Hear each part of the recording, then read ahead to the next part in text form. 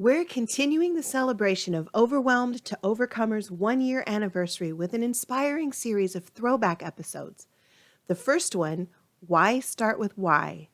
In this episode, Anna dives deep into clarifying your purpose and aligning your actions with God's plan. Her encouragement is especially moving, offering clarity and peace in life's uncertain moments. Let's reflect, refocus, and step forward with purpose together. And remember, you've got this because He's got you.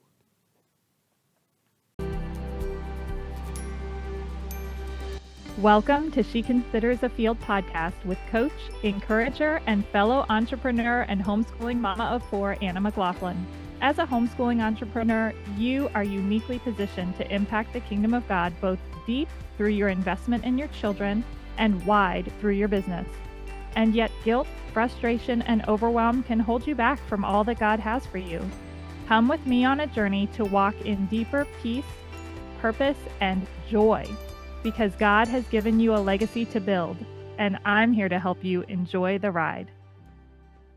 Hello, and welcome to the next episode of She Considers a Field. I have lost count already, friends, so we're just going with it.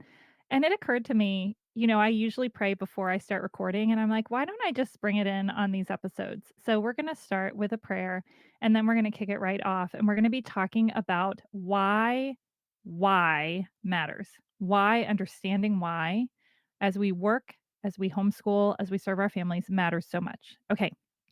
So, Jesus, I thank you that you are God. I thank you that you love us and you lead us. And I pray that you would direct this conversation today, that whoever is listening would get exactly what they need, that you would be personal in this conversation, which is being recorded before it even reaches everyone's ears, that somebody may be circling back months or years later and that they would get exactly what they need because you are such a personal and such an infinite God. Thank you, Jesus. Amen. Okay, let's do this thing. We're going to talk about one of my favorite conversations and one of my favorite authors. And I feel a little daunted because I'm like, how can I do justice to this thinker who has been such a blessing in my life? And that person is called Simon Sinek. He is such a favorite of mine that I'm always a little bit surprised by the people who don't know him because he has just revolutionized the corporate world and the way that we engage with business and employees and things like that. And then I realized, oh, I'm a nerd. So of course I found this guy, right? Because I'm a nerd and I like learning about these conversations, corporate stuff and mission and vision and these deeper level conversations about why are we doing what we do and what is its impact on the world. So Simon Sinek is a secular thinker and he was popularized with his book Start with Why, and he had a TED Talk and things like that. He went very viral. And when I say he's a secular thinker, I just mean that he is not putting himself, I'm not trying to say anything about his faith one way or another. I don't know him, but just simply to say that he is operating in the secular space. He's not kind of put forth as a faith thinker and speaker. Okay. And so his one of his let's see if I can get my words out here instead of saying his 6 times to you, friends. Okay. One of the things that he does that I love so much is he communicates in very simple terms. And even at the end of his book, Start with Why, he talks about how leaders are at their best people who are sharing a vision of a world we don't yet see, and they're able to communicate that vision. And I think I'm going to begin with the end in mind. I'm going to begin by sharing the story that he gives at the end of the book because I was getting ready for our conversation today and happened upon it and I was like, this is just so good. Okay, so he's talking about being a part of this movement of starting with why. And this idea of knowing your why, this is not about like find the thing you care about most. Like a lot of times in business, you'll get invited in a seminar to write down the thing that you want. What's the thing you want the most? And they'll even call it a why tournament where it's like, well, do you want to run a marathon more or do you want to own the Gucci purse more? Okay. Do you want to own the Gucci purse more or do you want to, whatever, retire your husband more? And then you get down and you drill down to the thing you want most. Listen, that is not That is not going to get you to where you wanna go. It might in the short term, but once you achieve it, where are you going then? That's not a worthy aim. That's not something that's going to call to you. And if you can find another way to get it, say that somebody gives you $1,000. Well, now you got the Gucci purse. Why are you gonna work? Okay? A true why is rooted in your internal compass, what you feel deeply devoted to and what you want to bring to pass in the world, okay? Ultimately, it goes back to the scripture that we're going to revisit so many times, and you might get sick of it, but I am not relenting because I find it so powerful as a call upon us as believers, which is in Matthew 25, the parable of the talents. Okay? He gives, and we're gonna read it. I don't know if we've ever read this. We're gonna read it, okay? So I've got all my books and wrestling papers, forgive me. For it, the kingdom of heaven, will be like a man going on a journey who called his servants and entrusted to them his property. He gave what is his. To one he gave 5 talents, to another 2, to another 1, to each according to his ability. Then he went away. He who had received the 5 talents went at once, and traded with them, and he made 5 talents more. So also he who had the 2 talents made 2 talents more. But he who had received the 1 talent went and dug in the ground and hid his master's money. Now, after a long time, say that with me, after a long time, the master was gone for a long time. The master of those servants came and settled accounts with them. And he who had received the 5 talents came forward, bringing 5 talents more, saying, Master, you delivered to me 5 talents. Here I have made 5 talents more. His master said to him, Well done, good and faithful servant. You've been faithful over a little. I will set you over much. Enter into the joy of your master. And he also, who had the 2 talents, came forward, saying, Master, you delivered to me 2 talents. Here I have made 2 talents more. His master said to him, Listen, exact same blessing. Well done, good and faithful servant. You have been faithful over a little. I will set you over much. Enter into the joy of your master. Y'all, same blessing. Same exact blessing, word for word. Not one single piece of it differed, at least in the English. Okay, not one single piece of it differed. He also who and I don't say that to say the Greek said something different, I just don't know, but as far as we can tell, exactly the same. He also who had received the 1 talent came forward, saying, Master, I knew you to be a hard man, reaping where you did not sow and gathering where you scattered no seed. So I was afraid, and I went and hid your talent in the ground. Here, you have what is yours. But his master answered him, You wicked and slothful servant. You knew that I reap where I have not sown, and gather where I scatter no seed. Then you ought to have invested my money with the bankers, and at my coming I should have received what was my own with interest. So take the talent from him, and give it to him who has the 10 talents. For to everyone who has will more be given, and he will have an abundance. But from the one who has not, even what he has will be taken away. And cast the worthless servant into the outer darkness. In that place there will be weeping and gnashing of teeth. So it's not about how much you have been given. It's about what you do with what you have been given. Okay? And we're each called to do a thing. There is something in you that just keeps coming out. And you may not even realize what it is. Typically, it's the thing that other people say about you, but you don't think is so special. Where they're like, you are so thoughtful. You're so creative. You're so interesting. And this is our work for our own lives to mine what is this thing? What's this thing that he put in me? What's the talent that he gave me? And how can I operate in that in as much of my life as possible? Okay? So that's what we're going to engage with today. That's this idea of why. And we're going to go, like I said, to the back of the book, Start With Why by Simon Sinek. He shares this parable. There's this boat tour, and the people get stranded. And somebody decides to step up as leader and starts kind of initiating ideas like, what do you think we should do? What do you think we should do? Okay, let's put it to a vote. And then, and I just love the way he says this. At some point, someone in the group stands up and says, As we were coming into shore, I saw some masts and smoke out on the west side of the island. There must be a fishing village there. If we can get there, we can get help. We're going to have to go through the thick woods to get there, though, and I can't do it alone. If there's anyone who will join me, I'd be grateful. If anyone doesn't want to go, don't worry. We'll come back to get you when we find help. And then he asks the question, whom will you follow? The second guy, right? Not the democratic, like, one who's just standing in his authority, but just asking other people for questions. It's the one who's casting vision. And then Simon Sinek goes on to say, keep in mind, no one else saw the fishing village. There are no photographs and no research. All we have is the undying belief of this one person of a world that exists in the future and his ability to communicate it in a way that lets us imagine it as clearly. All leaders must have two things. They must have a vision of the world that does not exist, and they must have the ability to communicate it. Two things. That's what we need, friends. We need two things. And I'm going to tell you this, as we homeschool, as we run a business, we are operating in the position of leadership. And so our job as leaders is to clearly cast a vision for our children and for those that we work with, for our spouse, as we say, here's why I'm working today.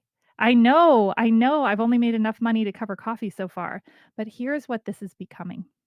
Here's what we're building. And we have to cast that vision. And as business owners, we don't just cast that vision for ourselves and for our own family. This is the vision that we offer to those who partner with us, who choose to purchase from us as customers. If we have a business where we can build a team, those who choose to build our team, build it to be part of our team and to grow with us and part of our organization, we're casting this vision and saying, this is where we're going. This is what we are about. Okay. And when we get clear on that, then we're able to serve at a deeper level. Now, here's what I'm going to do. I'm going to start by actually backing up just a little bit, okay? Because this conversation of why, as I mentioned before, it can often start about like, what's our why? It's like, oh, I want to retire my husband. I want to be financially self-sufficient. I want to be able to pay off our credit card debt. I want to be able to be home with my kids and homeschool them. Those are great results, but that is not a why, okay? Ultimately, we can get those things in a lot of different ways. And I've seen it many times, right? Husband gets a pay raise, all of a sudden we don't need to work anymore. So why am I still working, right? When our circumstances change, our why should not. I'm going to say that again. When our circumstances change, our why should not have changed. Okay? Our why is kind of like our foundation. Yes, our foundation is Christ. Ultimately, that he is the rock. He is the one upon whom we are built. But we each express him and express his calling in a different way. Okay? We're called the body for a reason. One is hand, another is foot, somebody's ankle, okay? Somebody's like nose hairs. I don't know. Right? We play all kinds of funny roles, but we each have a distinct way of reflecting his nature and a distinct way that we bring his kingdom come to earth, right? Okay. So, for example, a company that does this very well, whether you like them or not, is Apple. Okay. And Simon Sinek talks a lot about Apple and their products and their mission. He shares a great anecdote. I think it's a decade or so old now, maybe even more, about how he went to speak. He was a keynote speaker at both Apple and one of their competitors. And I literally don't even remember who it was. I don't remember whether he told me or he told us. It was not a private conversation. So he talks about how Apple's primary objective in their conference was was teasing out and uncovering how to equip educators. And so everything they talked about was how can we make the educator's job easier, more effective? How can we reach more educators? How can we serve them more powerfully? When he went to the competitor of Apple, all they talked about was how to beat Apple. Guess why Apple continues to be so innovative? Because they are crystal clear on their mission, and it is something that you can rally behind with power and innovation and creativity. The commercials, if you've ever seen the commercials about Apple, and I think maybe I forget if it was Dell or what it was, literally, Apple knows who they are. Apple users know who they are. They actually personified an Apple product and people immediately identified it. Kind of a hipster, pretty cool, a little quirky, right? Maybe more towards the artistic side of things. And then the non-Apple was this kind of buttoned up, stiff, nerdy guy, right? In a sweater vest. I don't know. And so it was crystal clear. Here is Apple and here is non-Apple. And in fact, those of us that I'm a Samsung girl, right? And I am what I really am is a not Apple user. I've chosen to be a not Apple user. And like to literally identify yourself as the thing that you're not only underscores the power of the brand, right? And so they know crystal clear this is who I am. Here's why this matters for us. I know we're not Apple. I know we're not building some multi-billion dollar business, or at least, maybe not today, right? You might be, actually. If so, let's have a conversation. I want to hear how it's going. Okay. But here's the deal, they are crystal clear on who they are. And so too must we be crystal clear on who we are. Because I think what can so often happen with us as homeschooling entrepreneur moms, I feel like I've been kind of laying the foundation for a while. I'm like, good night, Anna. It's 16 minutes in. But I love what Simon Sinek has to say about this. And it's so important for us to understand. So we're laying a really strong foundation and now we're going to start applying it. Okay. We have to know our why, because the temptation for us as homeschooling entrepreneur moms is to view our hats as being in conflict with one another. Oh, I have to be in this kind of nurturing, like shepherding space with my kids. And then I move into the CEO energy in my business. And I don't know how to wear both hats. And the time I spend working is mostly characterized as time I'm spending away from my kids, which by definition must be bad. And then I feel guilty. And then I start to feel really drained and worn down. And I feel self doubt and I'm not as effective, which only proves that I shouldn't be working in the first place. Okay, like, message me with a hallelujah if you have ever been there. It is exhausting and it actually, like, limits our witness, right? Because now we're spending all of our time in self-doubt instead of just doing the thing and making the impact and then shutting the door and going back to our lives, okay? When we're done with our work, when we're done with our homeschool day, laying it down and say, "I did the thing today. I did the thing and now I can move forward," okay? So, we must know the why that undergirds both spaces in which we operate. We must understand how we are actually operating as an integrated whole, serving the kingdom of God in two different facets. They're two different places into which we're pouring out, but they are not in competition and they are not opposed to one another. Okay? So, our why, Simon Sinek actually did a really wonderful thing during all the lockdowns a few years ago, where he started leading virtual workshops.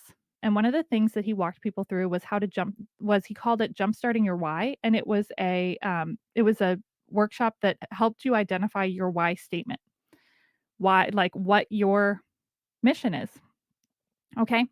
And so he characterized it as to verb so that result. Okay. And I may not be catching it exactly right, but that's the basic idea. What is the to action? What is the action that I'm going to do so that other people can have a certain result? Okay. Because our why is always looking outward at something that we want to do to impact the world. Okay. It's not so we can have the purse. It's not so that we can have the reduced credit card debt. That is actually, you guys, it's an inevitable result of operating in our why is that we will be able to earn an income. I shouldn't say inevitable, if we so choose to take the path. And if you don't know how to monetize your business, let's get on a coaching call. Let's get you settled on that thing because you can absolutely earn an income through service of other people. Now you can choose to do missions, or you can choose to say, I do everything complimentary. But if you have a need for income in your family, or you feel called to say, I'm going to take what I get and I'm going to give it back out to charity, whatever that might be, that's great. But what I'm saying is you can monetize, okay? You can earn an income through the work that you do. Okay, so our why is always out. We're always looking out in service of other people, okay?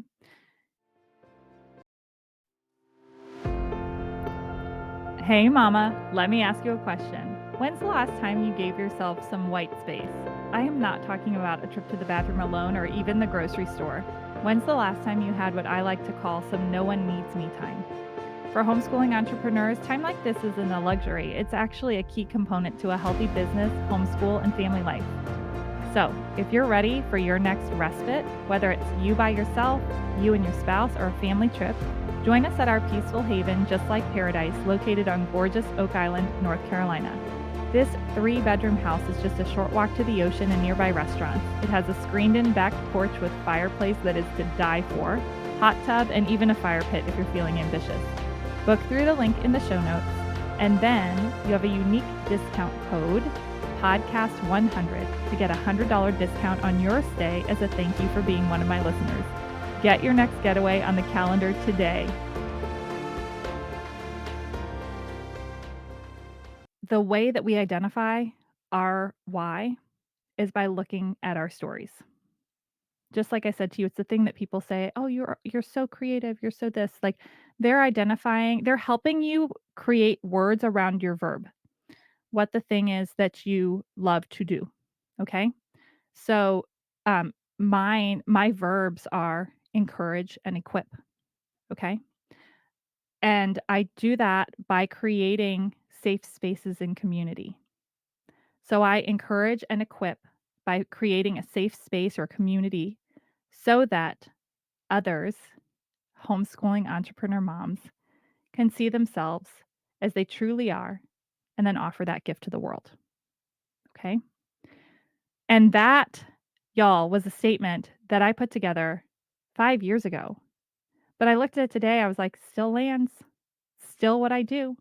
That's still my heart. That has not changed. Even though my business has changed in the past 5 years, even though the way our homeschooling has changed in the past 5 years. We've lost family members, we've moved, all these things have changed, but my guiding principle has not changed, okay? So you have a verb, okay? You might empower, you might inspire, you might challenge, you might equip, you might support, you might nurture, right? Think through, what are the actions I tend to take? How do I tend to sit beside someone? Where have I been in my work or in my homeschool journey recently where I was like, this was the best day? What what person did I really look up to and admire as a child? The people that stand out to us as our heroes have something in them that is an echo of where we feel called to go. Okay? That person that you so admire, the reason you admire them is there's something in you where you're like, yes, that's where I need to head. That's where I'm going, right? Not the true North Star, but a little t, little North Star, right? Just to give you an idea of the trajectory that your soul is looking towards, okay? If we don't have this why, if we don't have this orientation, we don't know how we're doing because we're constantly comparing ourselves to externals, how this other person performed, how what they do. This is where we start to look at other people and go, their house is so tidy. They're such good cooks. They're so nurturing. They always look so put together. When we're feeling that like icky kind of comparison, we're not, more likely than not, it's not conviction, it's shame. I should be looking different. Okay. And that ain't going to serve anybody. It is not going to serve anybody. Okay. We start to get discouraged. We start to be tossed around. We lose heart. But knowing our why brings us back to the big picture of who we are and who God created us to be. It allows us to not sweat the small stuff. One of the things you're going to hear me talk about a lot is I do not cook in our house. I literally, like, my husband covers usually all 3 meals every day. Bless him. Right. But we've learned there's a lot of stuff I'm great at, but calming my brain down to get a meal on the table at a set amount of time, does not go well. Does not go well. Okay. And so we know, my husband and I have learned what I'm really good at and what I'm not so great at. And wherever we can, we seek to build our family, calling forth the best in everybody. My 12-year-old is going to do a better job and enjoy more putting a meal on the table while I sit and homeschool the other kids. So she's actually more apt to cook than I am even. There's a lot of things that I do well, and then there are some that I do not. And when I just let that be okay, I'm limited. I'm limited in that way. And that's okay because there's a lot of things that I'm really good at that I do for our family. Okay. Permission granted to you. What are you really good at? Where do you shine? And then you cast that vision. Here's what we're going to create. Here's what we're going to build. Here's how I'm going to partner with the Lord in bringing forth his kingdom. And you paint that picture for your children too, because when you know your why, you become that much more practiced in helping them identify their own. Because now you know, I'm free. I'm free to know what I'm good at and do what I'm good at. And I'm free to invite other people to do the same. Because there's no shame or judgment of like a stay-at-home mom should have a hot meal on the table every night. A stay-at-home mom should work her business in this kind of way. A woman who owns this kind of business should do this certain kind of thing. When we have all those shoulds and ought tos piled on ourselves, we're going to do it to our children too. Okay. So when we shift and we go, I'm going to lead with my gifting and calling. And I'm going to go out and invest my talents that the Lord has given me. And I'm not going to worry about the fact that someone else's look different. I'm going to sow directly into the work that he's given me to do. And then I'm going to bring his kingdom on earth in that way. Now all of a sudden we start mining other people's excellence. And I believe that's a huge part of our job as homeschooling parents, is to look at our children and go, I see this in you. And one of the things that I do for my kids is I cast vision for them too. One of my kids loves sports. So you'd think, oh, well, maybe encourage him to do sports. But the interesting thing about him is he loves words. He loves words and he loves data. Literally in the car today, he and his sister, he's like, let's just see. Ask me, we like Survivor as a family. Ask me every winner of every season of Survivor. And if you don't know, there's been like 44 or 45 seasons of the show. So she goes, 1, and he lists the name. 2, lists the name. Y'all, all 45 winners. He got them first and last name. And some of the names were kind of crazy. I was like, I don't even know how to pronounce that. I said, how did you know that? He was like, well, I used to ask Alexa. And then, but it's been a couple of years. I don't know. I just remember. And I just said, buddy, the Lord gave you that. And your question every day is, what do you want me to do with it? And so one of the visions that I've said to him is I was like, I don't know if you'd want to do this, but I think you'd be a really great sports announcer because he loves stats and he loves numbers and he loves to communicate and he loves sports. So I've cast that vision for him. That doesn't mean he has to do it. And it'll refine and revise as he walks out his life, right? I told him, I said, you may walk down that path a little ways and then the Lord may bump you in a different direction. All we need to do is stay in motion. You be faithful there. And then when he shifts you to something else, you're already in motion, right? And I told you guys, I think I sang for you Newton's first law of motion. Bless America. I'm not going to sing it again. But what we learned in our homeschool curriculum is that Newton's first law of motion, um, oh, well, now am I gonna need to sing it again? Y'all, Newton's first law of motion says that an object in motion tends to stay an object at rest tends to stay at rest, and an object in motion tends to stay in motion unless an outside force acts upon it. There's probably more to it because I'm not singing my song, but that's the gist. Our job is to stay in motion. We need to move our feet in the direction that we've been led. So if you've got your why statement, if you do that to verb, so that result for other people, and you've got like a rough outline of it, then it's like, Lord, how do I walk this out today? How do I serve in this way? And what you're going to notice is you're going to have so much fun.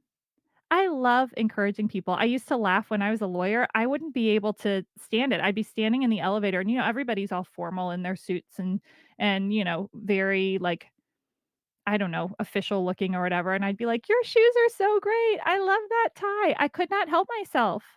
And people would say, "You don't really act like a lawyer." It's because I wasn't really supposed to be a lawyer. I mean, I did fine, like I did a good job, but my heart was to encourage and equip. And part of why that job was so hard for me is that's really not what they want you to do as a lawyer.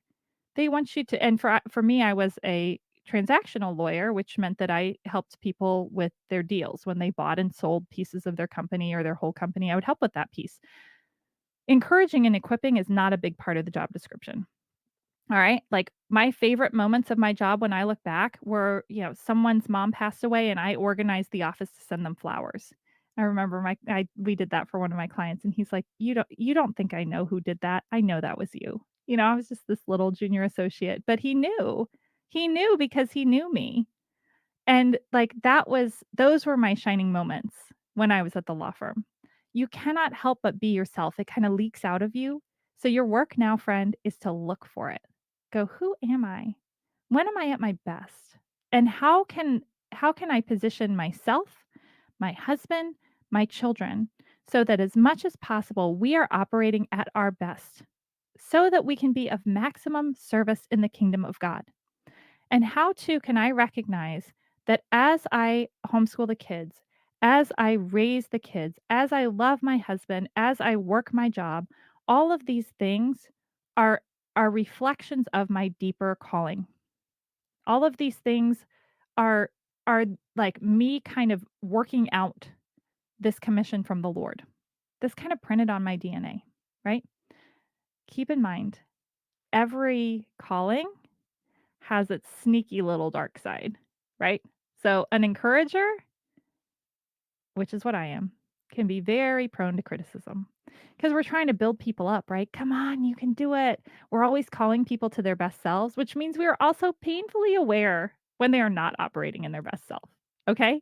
So, you might notice, for example, if you are one who's really prone to create these beautiful spaces, if that's one of the things that you do for people is you create these beautiful nurturing spaces, you might get a little ruffled when things are not looking so beautiful. It might be harder for you than for the average person if the house is out of order, for example. It might be harder for you than for the average person if you didn't have time to prepare that really thoughtful, nurturing, nourishing meal that you had your heart set on preparing, right?